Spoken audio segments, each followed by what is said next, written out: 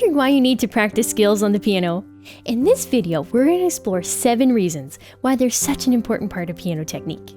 I'll also share some tips that you can use to strengthen your fingers, improve your rhythms and fingering, and understand how music is constructed. Along the way, you might start to actually like scales, or at least appreciate how they'll improve your musicianship. Let's jump right in. One of the most powerful ways scales can help you is by teaching you to recognize key signatures. These musical templates show us exactly what notes and chords will be played in the composition. For example, if a piece is written in the key of G major, we know that every F in the piece will be sharp, and that most of the notes in the song will be from the G major scale. Every piece of music is written in a key signature, so you can imagine how powerful this knowledge is. If you understand what white notes and black notes to play in each key signature, you already know most of the notes in the piece. This will help you play fewer wrong notes as well. If you want to learn all 12 major and 12 minor keys, start by learning each scale in parallel motion for one octave, hands separately, and then try it together. Learn one new key each week, and before long, you'll have them all. You can also make flashcards to quiz yourself on how well you know those key signatures. Have you ever been learning a piano piece and you got stumped about what finger to use where? Scales can help you overcome many of these fingering conundrums. Why does practicing scales help with fingering?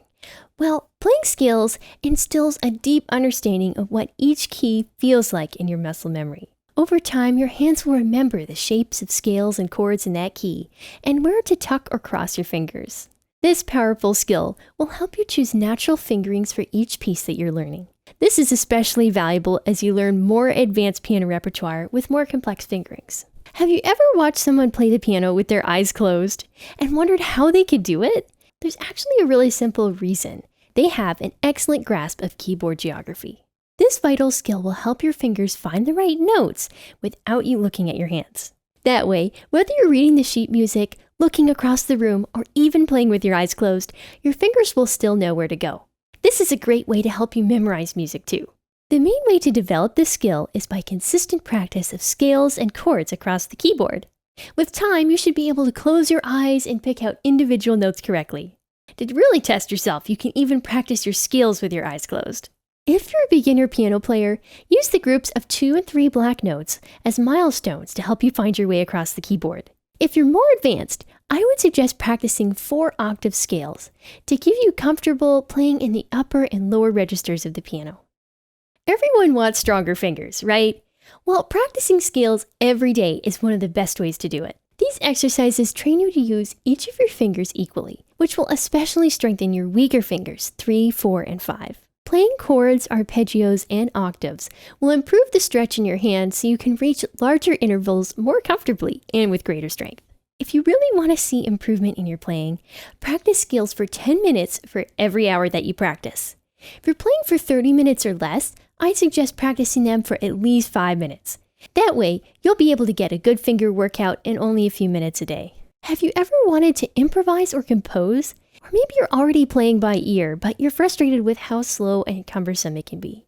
Learning scales can change all of that. Scales teach you the key signatures, which are the foundation of all music. Once you learn the key signature, you can understand how a song is constructed, identify chords, and even transpose the piece to a different key signature.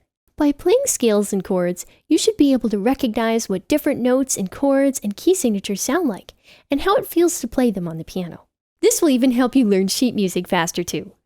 Do you struggle with playing at a consistent volume? Scales can help you play your pieces at an even volume and with a beautiful touch. If you can play scales legato, you'll practice playing smooth and connected. Playing scales staccato or detached will challenge your finger strength and hand independence. Adding dynamics such as crescendos and diminuendos will help you gain control over how loudly or softly you can play. If you practice these techniques using scales, you'll have a lot easier time doing them in your pieces. If you want to develop a great sense of timing and rhythm, a wonderful way to start is by practicing scales along with a metronome. This technique will help you play at a constant speed and at a faster tempo. By practicing scales with different rhythmic patterns and at different speeds, you'll become skilled at playing more complex rhythms and quick, light-fingered passages. If you want to try this out, start by playing a scale slowly. Set the metronome to 60 beats per minute and play one note to the click like this.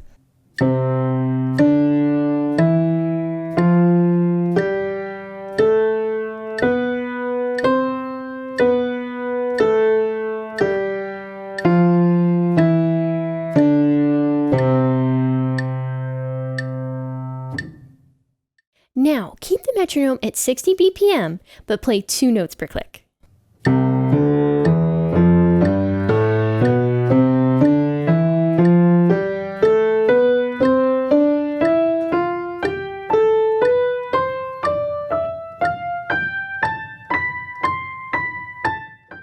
To really challenge yourself, try playing 3 or 4 notes per click. I'll show you how to do it with 4 notes per click at 60 BPM.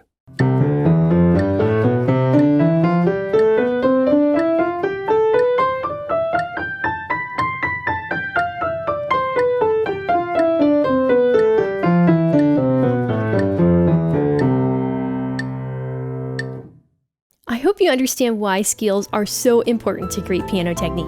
Even if skills still aren't your thing, I hope you've gained an appreciation for how they can strengthen your fingers, improve your touch and rhythm, and give you a greater understanding of music. If you found this video helpful, make sure to leave a thumbs up and share it with a friend. Hit the subscribe button and click the bell for notifications whenever I upload a video. Happy piano playing!